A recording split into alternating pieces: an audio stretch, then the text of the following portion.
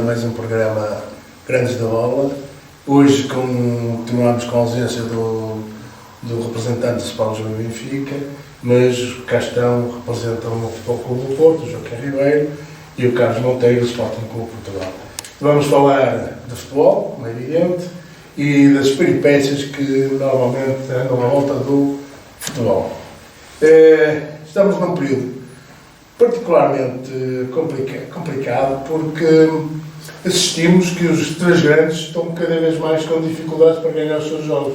O Porto, o Benfica e o Sporting tiveram grandes dificuldades para levar vencida clubes que, à partida, são mais considerados mais pequenos. O que é que se passa com o futebol jogado? Foram as equipas grandes que desceram ou foram as equipas chamadas pequenas que cresceram? Joaquim Ribeiro. Ora, boa tarde a todos. Em relação a isso, eu acho que, em primeiro lugar, parece que aprenderam com o Futebol do Porto a ganhar nos últimos minutos, já depois dos descontos, e que o Porto ganhava só no fim, mas agora parece que todos aprenderam. E a ganhar por um golo de diferença, parece que é o habitual. E isto põe-se muito bem a pergunta: será que foram os pequenos que se transformaram em menos pequenos, ou se foram os grandes que se estão a transformar em menos grandes? Eu acho que há as duas coisas.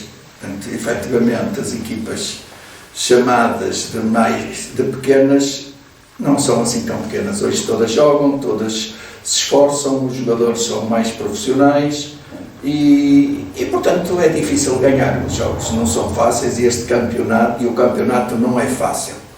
E portanto, e as equipas, as boas, que parece que antes de começar o campeonato já são campeões, não é verdade.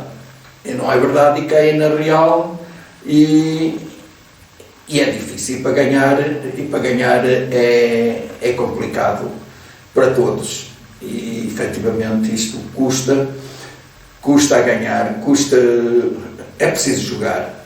E não é por haver provas internacionais que jogam melhor nas ligas europeias e parecem que jogam pior cá dentro.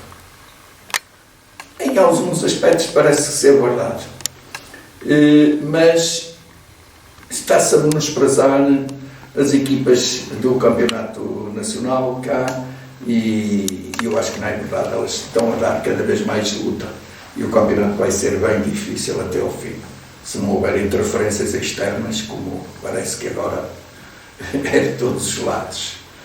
Carlos, qual é a tua opinião sobre isto? Introduzindo aqui um outro aspecto que tem a ver com o financiamento externo, não quero utilizar o termo compra dos clubes, não é? Como aconteceu com o Famalicão, como aconteceu com outros clubes, o próprio Portimonense, que foram, portanto, as suas chaves foram adquiridas por capitais estrangeiros. Que efeito é que isto possa ter na evolução do campeonato, na tua perspectiva? Boa tarde. Não sei se eu fiz compreender a minha pergunta. Sim. Boa tarde a todos aqueles que nos seguem, aquele abraço leonino para todos os sportinguistas que nos acompanham. Relativamente à questão que me coloca, não é de agora que os jogos são mais competitivos e que os grandes têm mais dificuldade em ganhar. Isso já há umas épocas a esta parte se nota isso, longe vão os tempos em que as ditas chamadas grandes, principalmente os três grandes, tinham como adquirido que ganhavam os jogos mesmo antes de eles começarem e que por vezes até era de goleada. Portanto, isso tem-se vindo a esbater há umas épocas a esta parte.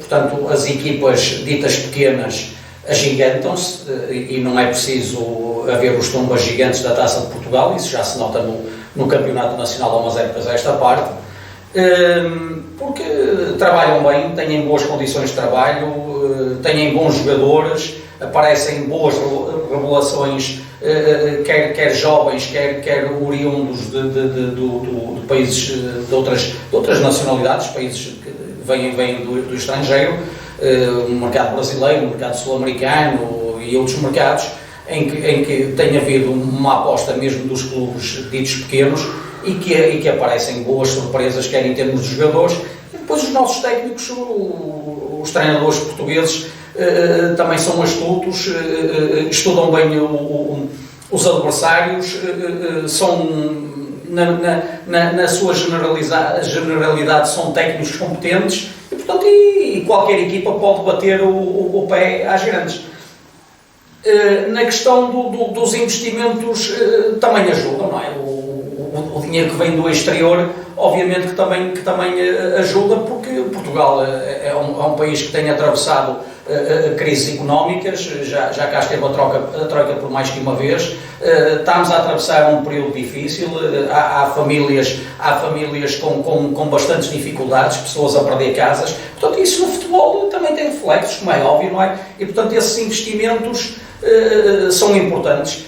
Agora, claro, quem investe quer tirar rentabilidade e temos tido casos que foram casos muito negativos e esperemos que esses casos, os exemplos que deu, quer do Estoril, quer do Famalicão, que para já tenham sido positivos, continuem a ser positivos e que não aconteça o que aconteceu a outros clubes. Estou-me a lembrar, por exemplo, do Desportivo das Aves, que agora está que é o AVS e que por acaso até é o primeiro classificado, mas vamos ver, portanto, a médio, longo prazo, o que é que vai acontecer nesse clube. Relativamente aos jogos do fim de semana, o Benfica ganhou nos descontos, mas o Sporting não, portanto, aquilo que o meu colega diz que estão a copiar, entre aspas, o Porto de ganhar nos descontos não é verdade. Isso aconteceu só com o Benfica, com o Sporting não.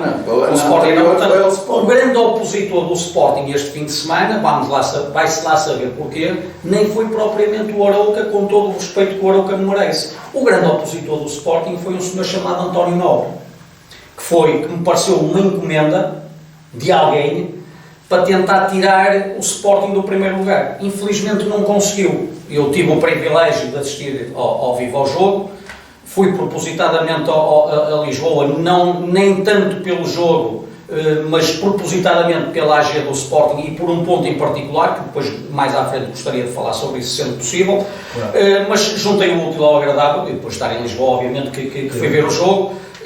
O Sporting, portanto, ganhou com toda a facilidade e com toda a justiça, complicou-se um bocadinho porque, pronto, o árbitro lembrou-se, mas não é este o único, mas este foi com um propósito muito vincado, pelo menos deu a entender isso, que ia lá com o intuito de tirar o Sporting do primeiro lugar. Penso que o pedido de reunião urgente portanto, não surtiu na totalidade o seu efeito, mas surtiu algum efeito porque, pronto, o senhor ia lá com propósito, só que lhe saiu o tiro pela culatra, as coisas correram-lhe mal, a ele e a quem lhe fez a encomenda. Portanto, eu espero que continuemos no primeiro lugar, quer para as virgens ofendidas que eu aqui falei a semana passada, continuem cada vez mais ofendidas e continuem cada vez mais a querer destabilizar o Sporting, porque isso vai nos dar força e acho que aquele balneário que vai ganhar ainda mais motivação para as batalhas que aí venham. Joaquim, o Carlos falou a mesma coisa que é a vinda de jogadores de outros países, mas estamos a verificar que vêm jogadores da Europa, porque os financiadores dos certos clubes têm jogadores e, portanto, patrocinam os jogadores que os trazem para os valorizar. Estou-me a lembrar do Famalicão, que já tem 3 ou 4 jogadores super valorizados, os 2 foram para o Sporting, um veio para o Porto e 2 ou 3 foram para o Sporting. O Sporting foi o Pote, foi o uruguaio que já saiu, o Paris Saint-Germain, o Garte e outro, que eu agora não me acordo, para o Porto veio o Ivan, já. De facto, foi o Gustavo, o filho do Assunção, que jogou no Porto, foi para a equipa B do Sporting, esta época.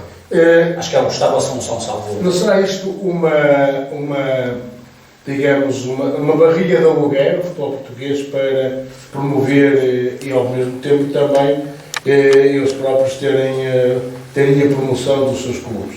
Não será uma barriga de aluguer para fazer crescer o jogador? Pode ser, o futuro há de dizer, mas efetivamente a criação das SADs em determinado momento e agora a participação em capital das SADs por parte de alguns empresários, de alguns clubes estrangeiros, o caso do Sporting, que não sei se o Chelsea vai comprar o Sporting, está aí subindo, o negócio está em cima da mesa e, portanto, não é como o americano queria comprar o Benfica, e, portanto, estas situações são negócios que estão postos em cima da mesa e que isto é para negócios de jogadores e de transferências e dominar certamente os futebols. É verdade que no passado os clubes pequenos e os grandes, o mercado que normalmente usavam era o brasileiro e o sul-americano. Hoje já vários clubes têm vindo com jogadores europeus. Vêm da Holanda, vêm da Espanha, vêm vários jogadores que têm vindo a jogar. Portanto, essa situação, Polónias e... O Benfica foi sempre muito certeiro nas contratações, nomeadamente dos países nórdicos, já tem alguma experiência nos clubes europeus. E portanto, essa situação está a desenvolver-se. E com a entrada desses empresários e desse negócio do futebol, que é tomada, e se a UEFA e a FIFA não estiverem atentos, isto pode ser problemático, porque efetivamente estão a tomar conta de clubes que são, eu não chamarei barriga de aluguer, mas poderá ser um termo que vai pôr jogadores evoluírem e depois negociá-los para outros locais.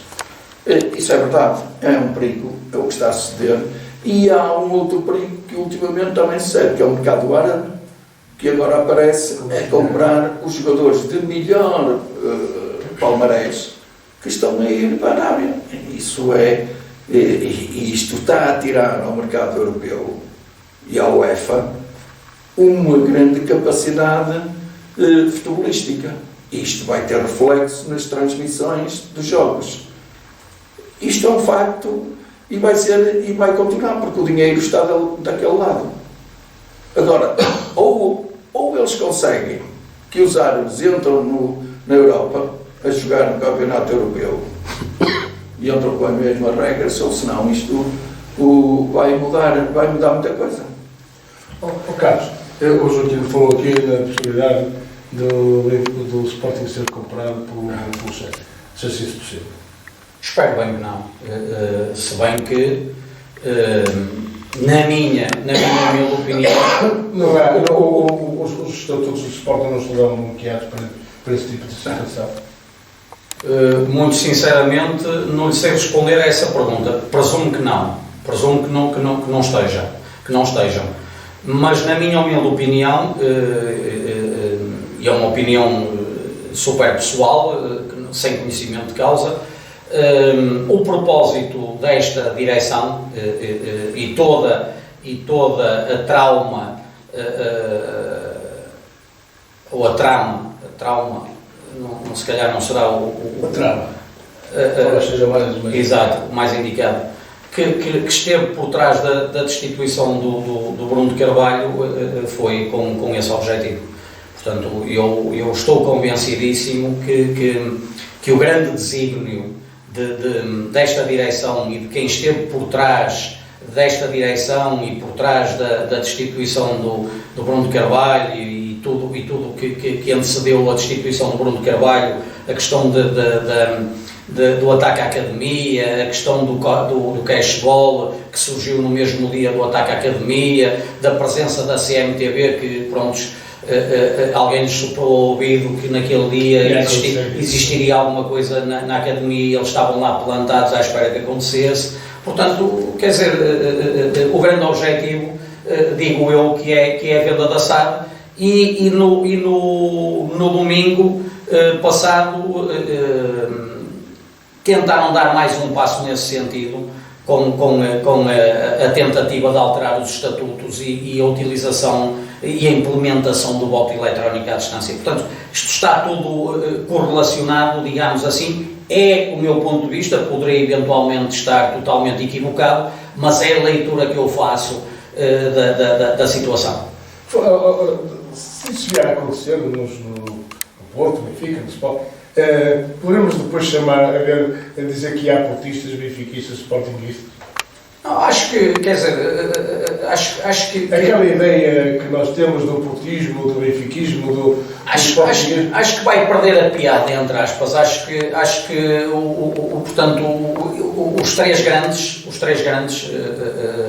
para já nenhum dos três grandes perdeu o controle da SAD, não é? Não perdeu a identidade também. Acho que no dia em que for vendida a SAD, acho que o clube perde a identidade, e acho que a relação, se bem que no Sporting, infelizmente, a relação entre o clube e o sócio é quase inexistente, por força da atuação destes beitinhos, entre aspas, que tomaram conta do Sporting Clube Portugal e que ficaram muito aziados por o ponto número, penso que era o ponto número 2, da introdução do voto eletrónico não ter sido aprovado. Isto demonstra bem a laia desta gente que está à frente do Sporting Clube Portugal. Foi por pouco. Portanto, e já não há esta relação de sócio-clube, porque está muito esbatido e, portanto, e esta direção tudo tem feito em prol disso. Portanto, os sócios estão completamente, eles fazem por afastar completamente os sócios do Sporting, só veem os sócios como pagantes de cotas e veem os sócios, e principalmente os núcleos, com o interesse de fazerem aprovar todos os caprichos desta gente. E quando os caprichos desta gente não são aprovados, é um 31. Batem nos sócios em termos de escrita, de retórica. Portanto, o Presidente parece-me que chegou a dizer que os sócios não sabem ler, portanto não interpretaram bem a proposta número 2, e por isso é que ela não foi aprovada. Veio um senhor chamado Ricardo Agostinho, que parece quase, desculpando-me o termo e sem querer ofender ninguém, parece quase um jihadista. Veio dizer que os núcleos são isto e são aquilo, quer dizer, maltratou os núcleos a torto e a direito, na sequência desta grande derrota da direção do Sporting Clube Portugal e de todos aqueles betinhos que compõem os órgãos sociais do Sporting Clube Portugal. A palavra betinho hoje está muito curioso. E ainda não vi,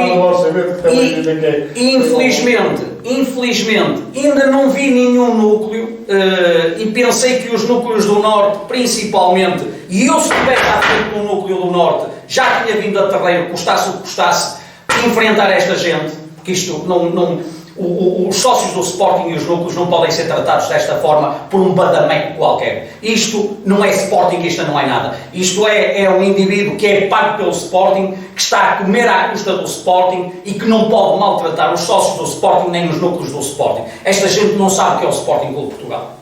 O Carlos pôs ali questões muito relevantes, que eu entendo muito relevantes, que é a relação do clube com os sócios. Cada vez mais não achas que há um certo divórcio e que, de facto, a questão da relação dos sócios, ou dos clubes com os sócios, é mais uma questão de contagem e de cotas do que propriamente uma relação de proximidade com os sócios? É um tema interessante discutir o que é a relação, o que é ser sócio de um clube que agora tem por trás também uma SAD. Temos que ver também o que se passa, por exemplo, na Alemanha, o que se passa em França, o que se passa nos outros países, para ver como é. As pessoas vão ao futebol. Ou Inglaterra. As pessoas vão ao futebol, gostam do seu clube, da sua equipe, da equipe constituída para o campeonato em que está, e não são tão interessadas, elegem os seus dirigentes, mas não são tão interessadas na funcionalidade administrativa, financeira da situação do clube. Aliás, aqui é a mesma coisa. A maior parte dos sócios quer lá saber se o clube ganha, se ganha dinheiro, se não ganha. Quer saber se ganha. Quer saber se ganha resultado esportivo. Portanto, o que está aqui em causa são resultados esportivos. E são penalizados se os não tiver os dirigentes que estão em cada momento. É como os treinadores. E, portanto, essa situação, estão muito depreciados o que é o dirigente em relação às equipas, aos sócios. Depois até há elementos mais preponderantes dentro dos clubes, que são as claques, os mais apoiantes, aqueles que vão a todo lado, à chuva, ao sol, que são as claques. E esses são muito mais interessantes que aqueles que só têm o seu lugar no estádio, só vão ver o jogo. Numa forma geral, são apoiados pelo clube para se deslocar aos vários lugares, pelo menos o Porto o Sporting, o Benfica também é. O Sporting neste momento não é tanto assim. No Sporting não é tanto assim. Apoiantes não são apoiantes. O que é certo é que eles vão para todo lado. Sim. Quer chova, quer faça salvo e ter mesmo que lhe paguem o bilhete, eles vão na mesma e não é fácil ir para um jogo disputado a 600 km ou fazer 600 km para um. Esta situação é o interesse no clube, o interesse do sócio é mais o interesse de ganhar. Esta situação, que é que interessa? O Carlos está aqui a falar dos sócios, o problema do voto eletrónico e o voto. E vai ser reversível. O futuro vai terminar que o voto vai ser eletrónico. Não faz sentido que 2.000 sócios em 100.000, que 2.000 determinam sempre tudo. Portanto, essa situação é um disparate. Porque 2.000 é que mandam, vão à Assembleia, dominam, mandam, agridem se for preciso quem estiver lá a dar outras bocas. E, portanto, isto não tem pés nem cabeça. Com um voto à distância, sendo sério, e hoje há maneiras também de controlar isso, não. Vai ser o futuro e não há maneira, e não se pode dizer que isto é alguém que está a dominar. Domina é agora, as claques é que dominam. O Sport foi dominado por meio de indivíduos durante estes anos todos. E no Porto é a mesma coisa, e no Benfica é a mesma coisa. Portanto, não venhamos agora que esta situação é tudo forjado por vigaristas e que querem transformar esta situação. Não. Esta é a minha leitura. Mas há uma coisa que o Carlos disse ali que me chama a particular atenção, é que normalmente as claques são muito bem tratadas. E, por aquilo que o Carlos está a dizer, as claques não foram bem tratadas por um dirigente do Sport. Como é que tu... Os núcleos.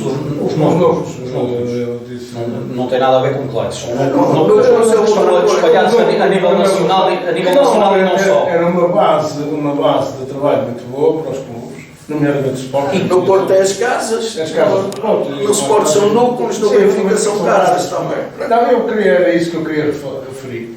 De facto, quer dizer, normalmente é uma base de trabalho muito interessante para os clubes, os núcleos, as casas, chamem o que quiser, porque de facto é onde se vive a garra do clube.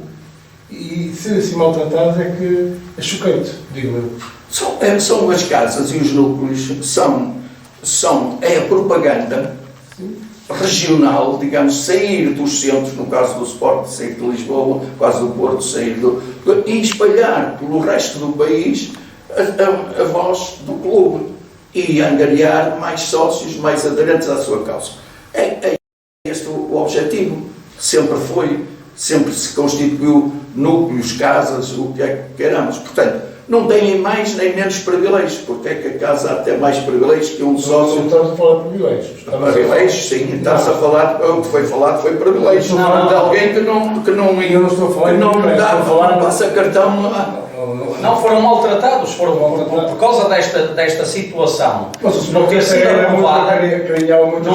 aprovada, veio este senhor, Ricardo Agostinho, que faz parte da comunicação do Sporting, destratar, porque houveram e há muitos sócios que colocam a possibilidade de, e é isso que outros clubes fazem, eu já vi o nosso clube rival da segunda circular a fazer isso nas casas, vou implementar o voto nos núcleos. O Sporting tem cobertura a nível nacional, praticamente, e não só, tem também fora do país, e portanto já não diria colocar urnas em todos os núcleos, mas nas capitais de distrito, e portanto, por causa disso, é que este senhor o tal senhor Ricardo Agostinho veio bater nos núcleos, veio maltratar os núcleos, maltratam os sócios dos núcleos, maltratam aqueles sócios que mesmo não pertencendo a núcleos, não votaram a favor dos interesses deles, e portanto todos esses sportinguistas são vistos como brunistas, veio outra vez o Bruno Carvalho à baila, quer dizer, e que culpa é que o Bruno Carvalho tem de tudo isto? Já que agora falaste, Ricardo, no Bruno Carvalho, para quando o regresso dele ao Sporting? Pá, com esta gente é quase impossível. Porque esta gente, o Bruno Carvalho Carvalho foi destituído em 2018 e eles passam a vida a falar no Bruno. Quando as coisas lhes correm menos bem, que foi o caso do domingo, que foram derrotados por causa da implementação do voto eletrónico, lá vem o Bruno Carvalho à baila. Opa! Mas o Bruno Carvalho está lá no canto dele, não incomoda ninguém, porque é que estão sempre a falar no homem? E depois os sócios que votam contra os interesses desta gente, que se apoderou do poder no Sporting e que não quer sair de lá, apelidam os sócios de brunistas. Mas porquê que os sócios são brunistas? Quer dizer, então os sócios não pensam pela cabeça deles. É o Bruno de Carvalho que manda o sócio A ou o sócio B ou o sócio C votar contra os interesses desta gente. Mas o que é que o Bruno de Carvalho tem a ver com o assunto? Agora, eu sobre isto... Os sócios que votaram agora contra, mas que por acaso foi 72% ou 73%, sim, foi por uma unha negra que não foi aprovado. E numa segunda via, não tenho dúvida nenhuma, vai ser aprovado. Não foram os mesmos, não é esses 2.000, à volta dos 2.000, que puseram fora o Bruno Carvalho. Não são os mesmos que... Não façam a mínima ideia. Não são os mesmos que vão... Aquilo que eu posso dizer, e rebatendo aqui o que disse o meu colega do Porto, eu não tenho dúvidas que o voto eletrónico vai ser o futuro e não tenho dúvidas que esta direção vai fazer tudo por tudo, nem caldrave as votações. O voto eletrónico vai ser implementado no Sporting. Não tenho dúvidas nenhumas disso. Esta direção não vai descansar enquanto não implementar o voto eletrónico. Nem que para isso, eles numa próxima votação manipulem os resultados. Com botins de voto falsos, com sacos para a frente, com sacos para trás, como já fizeram noutras situações, inclusive na destituição do Bruno Carvalho. Não tenho dúvidas nenhumas disso. Agora, eu pergunto, o Porto tem o voto eletrónico? Está interessado no voto eletrónico? Ainda não ouvi nada. O Benfica tem o voto eletrónico? Está interessado no voto eletrónico? Ainda não ouvi nada. Algum clube europeu que tenha voto eletrónico? Não conheço nenhum. Alguma entidade tipo Ordem dos Arquitetos, Ordem dos Engenheiros, Ordem dos Médicos, Ordem dos Enfermeiros, Ordem dos Economistas, há várias ordens a nível nacional que têm implantação a nível nacional. Alguém utiliza o voto eletrónico? Não tenho conhecimento. Há eleições legislativas no país, há eleições para a Presidência da República, há eleições europeias, existe voto eletrónico. Qual é o interesse desta direção no voto eletrónico? Pergunto eu, e gostava que me respondessem. É para toda a gente votar. Ok, pronto. É a desculpa deles. Porque isto não existe em mais lado nenhum. E porque é que eles não implementam o voto nos núcleos? Até para dinamizar os núcleos. Porque é que não o fazem? Não interessa. Porque é que eles não colocam cada sócio um voto? Porque não interessa. Lhes interessa ter os velhinhos com 50 votos a ir lá votar nestes artistas. Porque dizem... Opa, cuidado, pode vir o Bruno de Carvalho. E os velhotinhos, 50 votos para esta trupe que lá está. Portanto, é isto, é o que temos no Sporting. E depois vemos esta aberração, estas aberrações destas AGs, desde que esta direção tomou de assalto o Sporting, que estão, como aconteceu no domingo, 11 horas de portas abertas no pavilhão João Rocha. 11 horas, das 9 da manhã às 8 da noite. São 11 horas. Para quê? 11 horas com as urnas abertas. Para a pessoa chegar lá, vota, deposita os votos na urna, eram 4 urnas com 4 pontos e sai. E há meia dúzia de sócios que querem intervir, porque querem colocar perguntas ao Presidente da Direção, ao Presidente da Mesa da Assembleia Geral, ao Presidente do Conselho Fiscal. E o que é que acontece? Essa meia dúzia que consegue falar, fala para um pavilhão completamente vazio, em que só estão lá os betinhos, lá sentadinhos, porreiros da vida, a gozar com os sócios do Sporting, a brincar com os sócios do Sporting. Não há contraditório, não vejo democracia nenhuma nisto, e depois eu fui vítima, entre aspas, eu fui do Norte, não vivo em Lisboa, nem em Loures, nem nas proximidades, Odivelas, ou seja onde for. Eu fui do Norte, fui propositadamente desta AG, como já disse, e por causa do ponto 2 principalmente. Chego lá, apanhei trânsito, porque foi um fim de semana prolongado, muito trânsito, as pessoas a regressar do fim de semana prolongado do Norte para Sul. Entrei no pavilhão João Rocha, eram 8-25, 8-20. Dei os meus documentos, mostrei os meus documentos, deram-me um boletinzinho de voto, continua, não traz o código de barras, como costumava trazer, que eles, através desse código de barras, controlam tudo, sabem quem é que está a votar, quem não está a votar, em que sentido vota, em que sentido não vota. Já não tenho o código de barras, porque os sócios foram sempre contra isso e manifestaram sempre o desagrado, mas tem lá na mesma uns dígitos e não sei o quê, tem lá na mesma uma referência. Portanto, eles, através dessa referência, sabem quem é que está a votar, em que sentido vota, eles sabem tudo, que eles controlam tudo, não há volta a dar. Isto é uma vergonha. Portanto, isto parecem aquelas AGs de países do terceiro mundo. E eu chego lá às 8-25, 8-20, a primeira coisa que eu fiz, depois de mudarem o boletinzinho de voto, era perguntar quando é que me podia inscrever. Era só para fazer meia dúzia de perguntas, ia falar para as paredes. O pavilhão estava às moscas. Mas esse é um problema sério. Carlos, mas deixa. O Joaquim abordou um bocado essa questão. Aqui, efetivamente, as Assembleias Gerais normalmente são frequentadas por meia dúzia de gatos pingados, desculpando o termo, porque a maioria dos sócios dos clubes, seja do Porto, do Benfica, do Sporting, do Braga, estão interessados em resultados. E quando há as Assembleias Gerais, normalmente não aparecem. Isso é um problema sério dos clubes, porque perdeu-se aquela...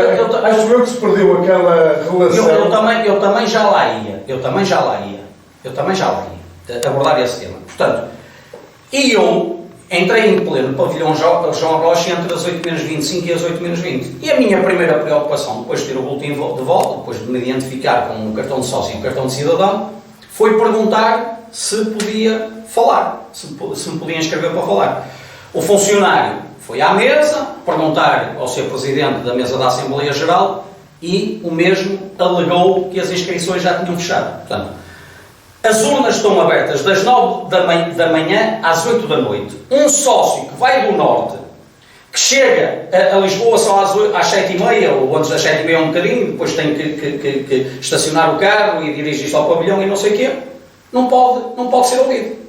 Portanto, mas pronto, tem horário. Saltam a tampa, não, fechava às 8, o horário de funcionamento era até às 8. Fechava às 8. As urnas fechavam às 8. Para votar e para a pessoa falar também teria que ser até às 8, digo eu. Quer dizer, não podem limitar o horário. Eles conheceram o caso, deixaram falar. Conclusão. Foi pior a emenda que o soneto, que eu falei na mesma. E eles tiveram que aumentar os decibéis da música ambiente que estava lá no pavilhão, tiveram que aumentar. Portanto, eu ainda me sinto um bocadinho importante. Deram-me alguma importância. Portanto, foi pior a emenda que o soneto.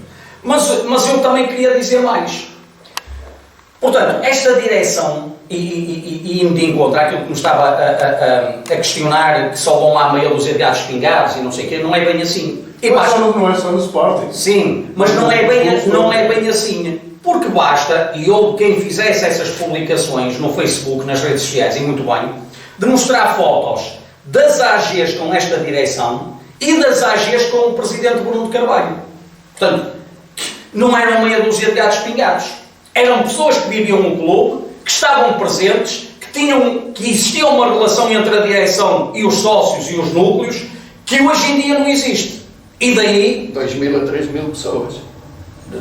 No tempo do Bruno Carvalho? Estou a falar agora. Agora foram depois... Pronto, mas é a explicação que eu lhe estou a dar. Bruno Carvalho também É a explicação que eu lhe estou a dar. Basta ver as fotografias das AGs com esta direção e das AGs com a direção do Bruno Carvalho e é fácil ver a moldura humana do pavilhão. Não tem comparação possível. É que vemos um pavilhão João Rocha cheio no tempo do Bruno Carvalho nas AGs. E vemos um pavilhão vazio com esta direção e quem vai lá falar, quem tem a coragem de ir lá falar e tentar fazer o contraditório com a direção, fala para as moscas, fala para 4 paredes, que aquilo até deve fazer... Deixa-me só perguntar, fazer uma questão. Esta Assembleia Geral tinha vários pontos da ordem. Tinha 4. Aprovação de contas. Sim, 4. Não é? Que houve um período em que foi, não sei se foi de manhã, ou se foi à tarde. Foi das 9 da manhã às 8 da noite. Os 4 pontos não foram discutidos. Quem foi o ponto número 1, o ponto número 2. E num período de discussão da aprovação de contas, houve um período e a votação e a aprovação, que foi aprovado. Depois houve um período para discutir, não sei o quê. O voto eletrónico foi depois votado. A esses são chamados a meter em urna. Porque não são chamados a meter em urna a aprovação de contas? Às 9 da manhã. A aprovação de contas é chamada a meter voto em urna? Sim. Também? Os 4 pontos. Os 4 pontos. Não, só no último ponto, que é na discussão dos interesses do clube, portanto, que é qualquer advogado. Sim, mas é uma discussão das contas. Mas não há decorre durante meia hora. Mas ali não há discussão nenhuma, porque se você quiser lá estar às 9 horas da manhã, volta e vem embora. É assim que se processa no Sporting. E volta nas contas sem as discutirem. Não, é assim. Eles abrem as urnas logo às 9 da manhã, amigo. Às 9 da manhã pode-se votar logo. Sem discutir as contas. Então às 9 da manhã pode votar nas contas. Exatamente. Ninguém... Exatamente. Abre logo. A pessoa às 9 da manhã pode votar e vir embora. Sem discussão. Exatamente. São assim as AGs do Sporting. Por isso é que esvaziaram as AGs do Sporting. E eu pergunto, no futebol estiveram... Isso é estranho. Mas é assim que funciona. É assim que funciona. Sem discutir. Então elas estão 11 horas abertas, as urnas. Então para que é que estão 11 horas abertas? Então para que é que estão 11 horas? Então das 9 da manhã... num período muito específico, não é? No Futebol do Porto, a discussão das contas e a aprovação das contas não é feita por voto em urna nem em voto em nada. É na sala, é voto de braço no ar. 9 da manhã as urnas estiveram abertas. Das 9 da manhã às 8 da noite, meia hora antes de começar o futebol. 11 horas. Os sócios, aqueles que não estão interessados em ouvir retórica nenhuma, nem em colocar questão nenhuma, chegam lá, voltam e vêm embora. Não percebo. Deixa-me perguntar. Havia votos diferenciados para aprovação de contas, votos diferenciados para os 4 pontos. Para cada ponto havia votos diferenciados. Exatamente. E a pessoa votava para uma coisa, votava para outra e votava para outra. Deram-me um boletim. Não era votar para tudo. Deram-me uma folha tipo A3, ou A4, desculpe. Deram-me um tipo de folha A4 com 4 pontos. E depois votava e aquilo tinha um picotadozinho e saca cada um dos pontos. Ponto 1, ponto 2, ponto 3 e ponto 4. Os pontos eram diferenciados. Exatamente. E vai colocar na respectiva urna. Pois tinha lá as urnas, ponto 1. E o senhor chegava com ponto 1, metia na urna. Ponto 2. Tinha lá a urna, ponto 2. Ok, podia fazer tudo ao mesmo tempo. Claro. Votar sem discutir. Mas é assim, mas o modelo das AGs do Sporting é assim, é digno de terceiro mundo, não há contraditório. O importante é não haver contraditório. E esta gente quer o voto eletrónico, então aí é que não há contraditório nenhum. Aí as pessoas nem vão lá AG, nem é nada presencial. Então aí é que não há contraditório. Isto é de facto uma forma muito grosseira, claro eu, de afastar os sócios. Claro, mas o interesse desta gente é esse. Vota sem discussão. Mas claro que eles, não sei se é às 9 horas, se foi às 10, que eu não estava lá de manhã. Claro que eles tiveram a apresentar alguma coisa, não é? Mas eu, se quiser ir lá, ou outro sócio qualquer, às 9 da manhã, volto e venho embora. Mas podia votar só para o voto eletrónico. Só votava para o voto eletrónico, não votava para mais nada. Sim, podia rasgar os outros três. Conclusão. O voto eletrónico, se já com este modelo da AG, o pavilhão João Rocha está às moscas, independentemente de ele andar 1000 sócios, ou 2000 sócios, ou 3000 sócios, o pavilhão João Rocha está às moscas durante as 11 horas praticamente, ok? Se já não há contraditório praticamente, porque depois inscrevem-se meia dúzia de pessoas para falar, e estão a falar para as paredes, tirando os betinhos lá sentadinhos dos órgãos sociais, não é? Que recebem bem e estão lá, por reis da vida, até gozam com os sócios. Implementando o voto eletrónico, então aí é que já nem é preciso ir lá e eles estarem lá a perder tempo sentados durante 11 horas, que eles nem estão lá às 11 horas. Eu, quando lá cheguei, não vi lá o presidente da direção, por exemplo. Eu, se quisessem, por acaso não me deixaram falar, mas se eu não me sei, já alegaram que o presidente da mesa da Assembleia Geral alegou que já tinham acabado as inscrições. Mas se eu pudesse ter falado e quisesse interpelar o presidente da direção, ele nem lá estava para me responder. Mas eu por acaso, agora fico um bocado com um pau de galinha, porque se a mesa estava constituída... Sim, tem que estar. Naquilo não era um evento eleitoral, não era uma Assembleia Eleitoral. Eles deveriam ter apresentado um período para a definição das regras do jogo, imagina das 2 ou das 3 às 4 ou às 5, a Assembleia Geral, e depois saía, depois era a votação. Estranho. 9 às 11. As urnas abriram às 9 da manhã, 11 horas, desculpe. 11 horas, ininterruptas, nem fechou para a hora do almoço. Das 9 da manhã às 8 da noite, o futebol começava às 8h30, portanto, meia hora antes de começar o futebol, fechavam as urnas. Tiveram 11 horas que o pavilhão, eu não estive lá, mas seguramente que teve o pavilhão às moscas durante as 11 horas, como é óbvio, a pessoa votava antes deles. Não faz sentido. Antes deles. Não faz sentido. Uma votação por voto eletrónico, uma votação eleitoral, compreende-se. Numa votação de aprovação de contas, que é preciso discutir ao momento os dados das contas que são apresentadas naquele dia, porque as contas são apresentadas, não andam a ser apresentadas já. Mas eles mandam para os sócios, ou melhor, os sócios podem ir à secretaria consultar, mas quem não é de Lisboa não vai lá consultar nada. Isso pode consultar como em qualquer lado. Isso faz parte da aprovação de contas numa sociedade anónima qualquer, é no dia em que são apresentadas e explicadas e são votadas presencialmente na votação. Isso aí é em todo lado. Não estou a ver um voto eletrónico numa aprovação de contas de quem não vê contas nenhumas. Não faz sentido. Pronto, mas o voto eletrónico... Mas não é isso. O que é mais estranho, eu sei o que estás a dizer aqui, mas, e de facto estou de acordo contigo, quer dizer, o voto eletrónico não faz sentido nenhum. O que não faz mais sentido ainda é haver uma Assembleia Geral que não tenha um prazo, um período pré-estabelecido de funcionamento, para depois ser prosseguida a votação. Ou seja, deveria de haver, iniciava, imagina, às 9 horas, o Presidente apresentava as contas, e depois era discutido, e depois era votado. E ponto a ponto. Agora, assim como o caso está, é muito estranho. Eu não sei se apresentaram as contas e tudo o que tinham para apresentar. Mas o jornal foi assim. A abertura da ordem dos trabalhos, não sei se foi ágil. Mas ela, por exemplo, imagina que ela devia funcionar das 9 ao meio-dia e a votação começaria ao meio-dia. E a mesa da Assembleia Geral desconstituía-se e, portanto, ficava lá só para a votação.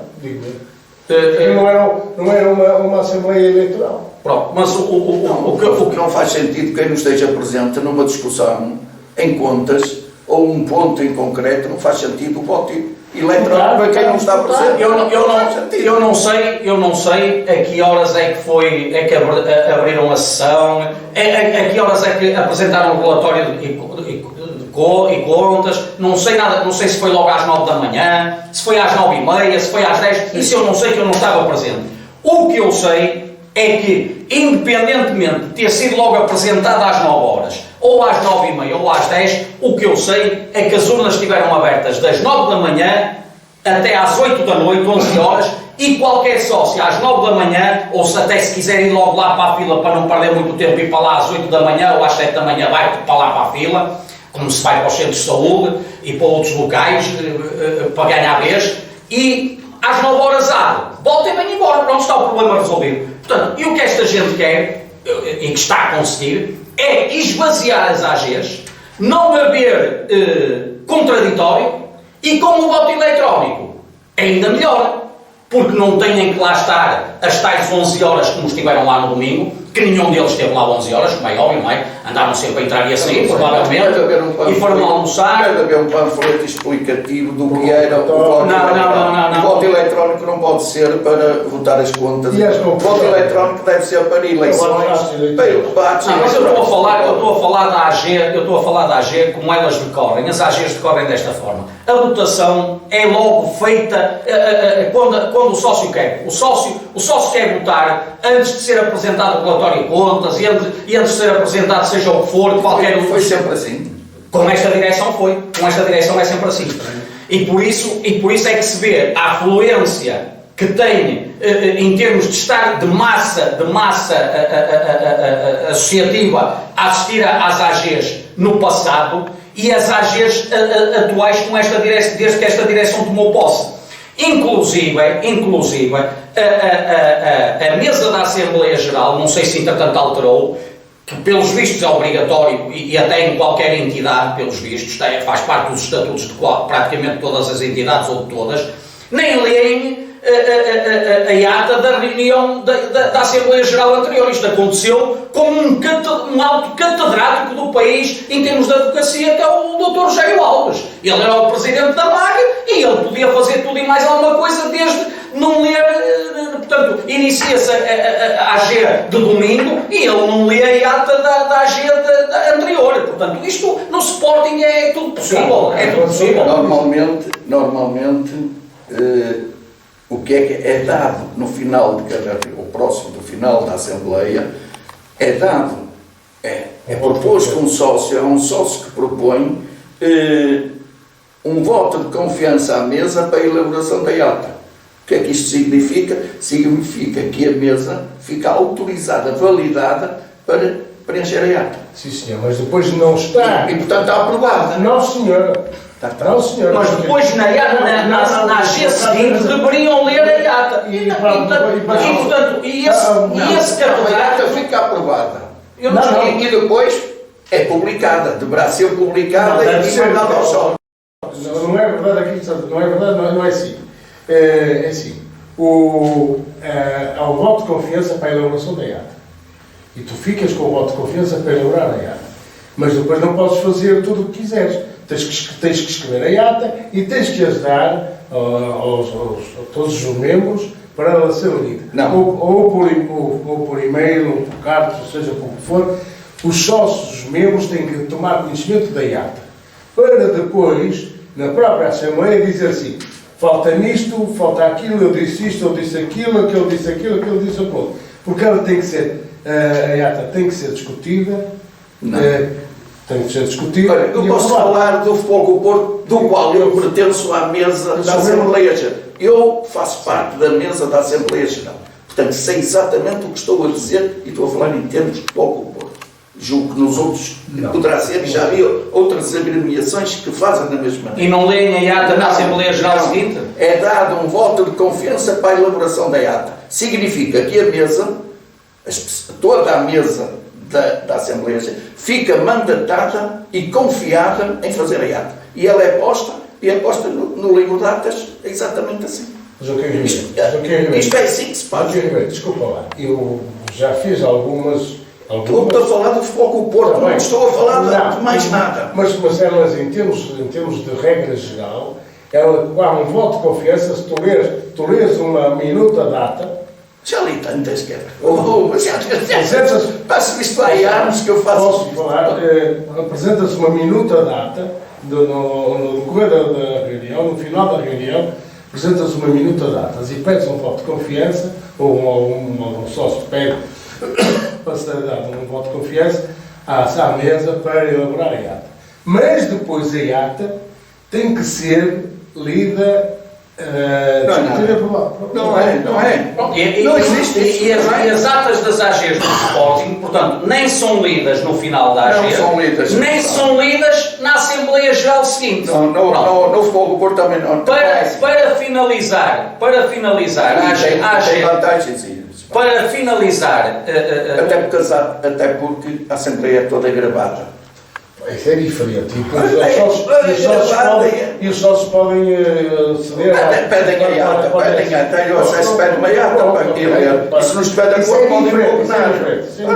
para finalizar o tema da AG Mas podem impugnar. E mais em concreto, a AG do domingo, eu gostaria de lançar o repto a todos os sportinguistas, e não só, mas principalmente aos sportinguistas, fazerem esta reflexão. Porque será que num jogo Sporting Arouca a direção portanto, a tal astúcia que eu a semana passada aqui referi, que eles demonstraram para esta AG e que têm demonstrado noutro tipo de situações, inclusive também noutras AGs, consideraram este jogo o jogo dos núcleos. E porquê que consideraram o jogo dos núcleos? E porquê que marcaram uma AG para um dia de jogo? Para tudo fazerem para que este ponto fosse aprovado. Até porque era uma alteração aos estatutos e que tinha que ter 75% de votos favoráveis dos presentes para poderem alterar os estatutos. Portanto, esta direção tudo fez num Sporting Arouca, um domingo às 8h30 da noite, juntar o útil ao agradável, digamos assim, marcar a AG, considerar este jogo dos núcleos, que era para trazerem muita gente ao Alvalade, e depois a questão que se coloca: como é que é possível estarem em Alvalade 36 mil e qualquer coisa espectadores, quase 37 mil, a assistir ao Sporting Arouca às 8h30 da noite, e as urnas que fecharam meia hora antes, às 8, tiveram 2.700, eu para ser preciso, vou aqui à minha cabulosinha,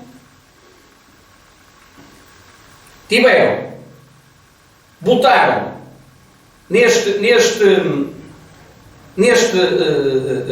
nesta situação do tal voto eletrónico à distância, foram 2.632 votantes.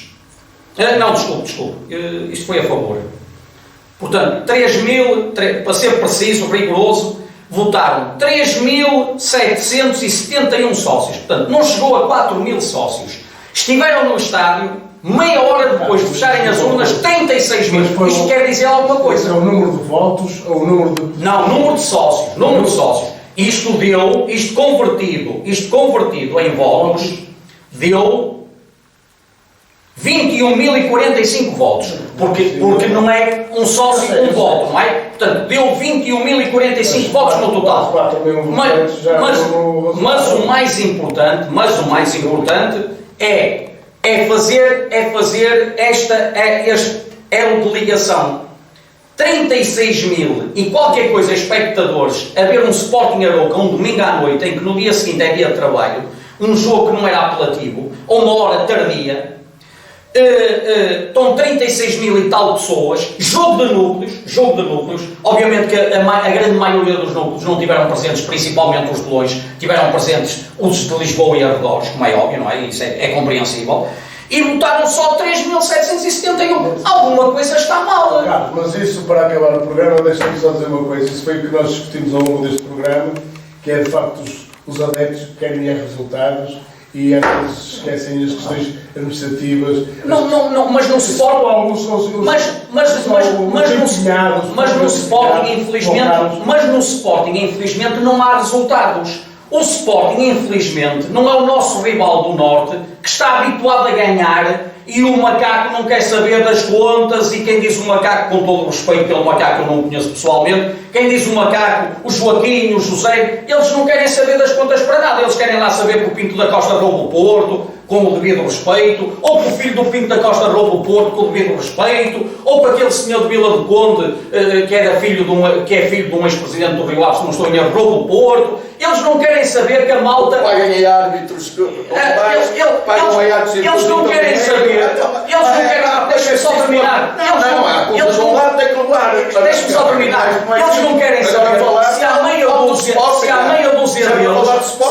meia dúzia deles a governarem-se à grande e à francesa à custa do Porto. Eles querem é títulos, querem é que a bola entre. Agora, no Sporting, infelizmente, nem uma coisa nem outra. Esta gente está lá para se governar, está mais do que visto. Estão lá para se governar, está mais do que visto que estão lá para se governar e têm-se governado bem, com quartos lugares da época passada e tudo, e continuam-se a governar bem. E os sócios do Sporting, não sei se é a maioria, se não é, infelizmente ainda não consigo perceber, mas parece que é a maioria, estão todos satisfeitos. Portanto, se me dissesse assim, opa, o Sporting ganha títulos, opa, esquece lá as contas, eu se calhar também não ligava nada às contas, queria lá saber das contas e de outras coisas, e do voto eletrónico. Opa, se o Sporting fosse campeão este ano, fosse campeão no próximo, fosse campeão daqui a 2 anos, pronto, havia ali um ano que não era, mas depois no ano seguinte voltava, opa, eu queria, metam lá o voto eletrónico, eu até dava de bónus o voto eletrónico, agora não ganhamos. Foi um prazer estar convosco, como é sempre, aliás, e até para a semana. Esperemos que para a semana tenha cá o benfiquista.